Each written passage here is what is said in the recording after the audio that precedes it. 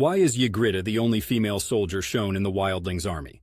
So there's something to be said about the character of Ygritte and how she stands out among the free folk, or the Wildlings, as they're often called in Game of Thrones. In the books as well as the show, George R. R. Martin and the showrunners depict Ygritte as something of a rarity, but her situation is a little more complex than being the sole woman on the battlefield. Let's dial it back a notch and consider the Wildling culture for a minute. They live beyond the wall, in a harsh, unforgiving environment where survival of the fittest isn't just a saying, it's a way of life.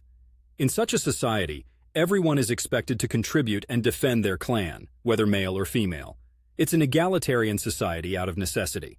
So why does Ygritte seem to stand out as a lone wolf among a sea of men? It likely comes down to storytelling and focus.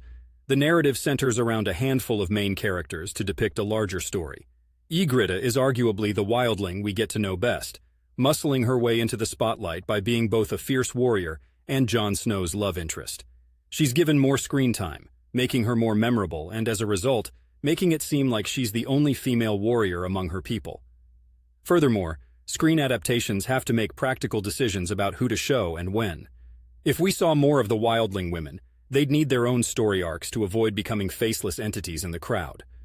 Subsequently, we're given a focus on Ygritte because she's central to Jon Snow's development and to the show's main plotline. Living in Portland, I'm no stranger to storytelling and the power of specific character embodiment. The city is often a hub for creators and writers, making it clear that sometimes a single character can carry the essence of many. Ygritte does just that.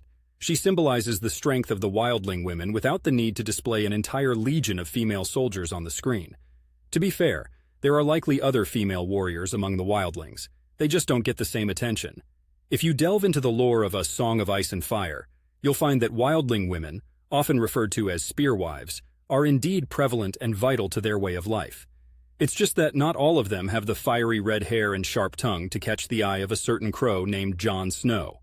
Remember, when it comes to storytelling, especially in a format with time constraints like television, there's often a need to distill vast concepts into digestible narratives focused on key characters, even if it means leaving out some of the broader details. Ygritte effectively represents an aspect of wildling society that is undoubtedly more gender balanced than the show can always afford to display. Keep that in mind next time you wander into a discussion about the wildlings, and maybe give some thought to those other unseen spearwives who are out there in the north, surviving and fighting just like Ygritte. They may not have made it on screen, but in the heart of the narrative, they're every bit as present.